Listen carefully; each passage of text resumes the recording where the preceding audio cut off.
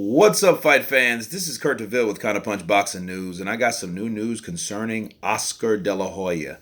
El Niño del Oro, he has stated and made an ultimatum for Gennady Golovkin, and he basically told him, hey, if you want the Canelo 3 fight, you have to come to the zone.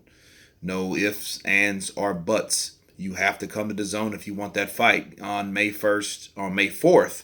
He has the venue set out for Canelo. There's no opponent whatsoever. So if Golovkin is hell bent on following Gennady Golovkin into hell, he would come to the zone, sign with the zone, and see if he can make that fight happen for the third time. Now, that is Oscar De La Hoya's statements.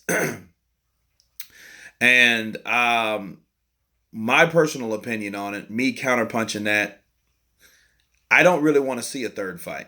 I think both of those guys gave enough in the first 1 and 2 for it to be done.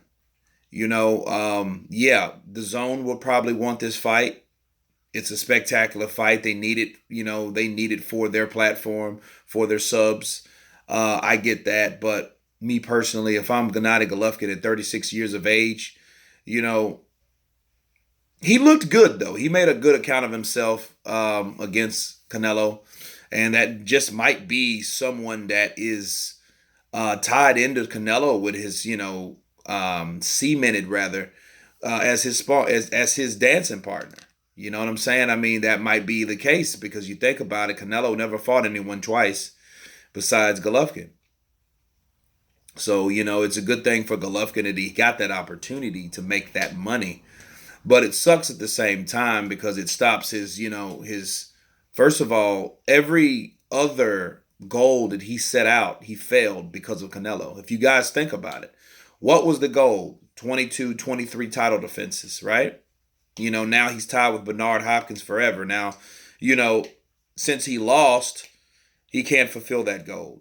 Being undisputed middleweight champion, that was another goal. Well, he lost one belt waiting on Canelo Alvarez, right? He lost to IBF. He should have fought Deverenchenko to fulfill his mandatories. That's what I credit Anthony Joshua for doing, for fighting Povetkin.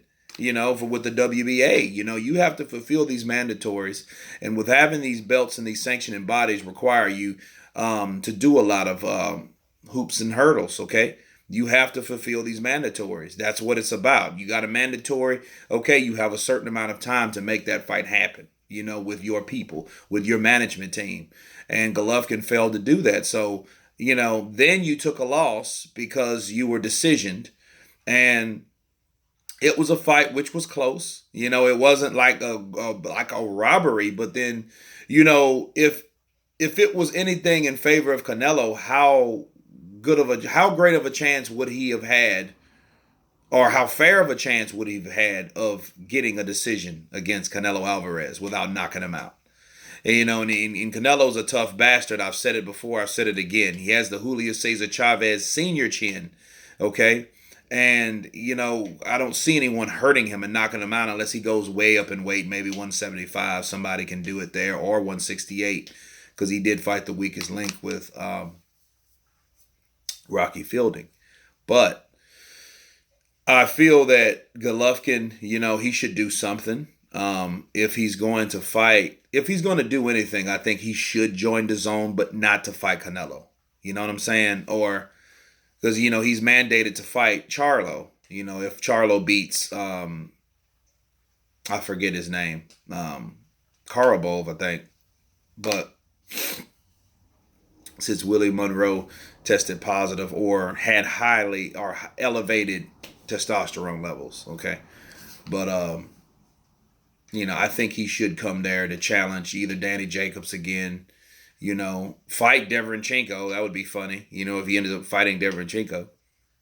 But, he doesn't have too many other places to go to, he has ESPN. He might go to PBC, may do that. But, if he does want, and if he just has a wild hair up his ass to fight Canelo again, if he believes he can knock him out, hey, so be it.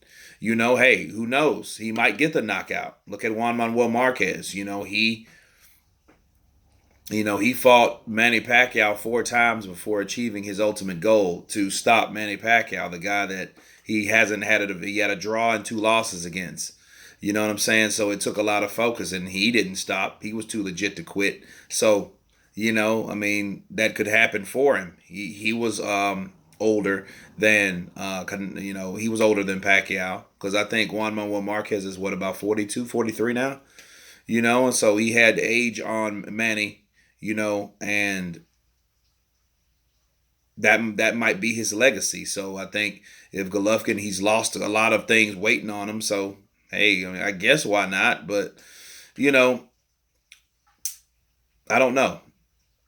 I don't know. Besides that, I don't see why he would want to fight him for the third time. Just be happy with your wins.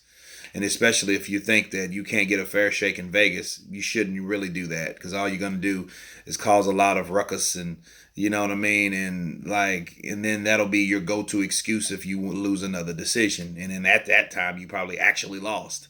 You know what I mean? And that's what happens with fights. Look at Sergey Kovalev. So, anyway, but yeah, you guys tell me about what you think about Oscar De La Hoya making that statement. Of course, please subscribe, guys. And you all been counterpunched. Peace.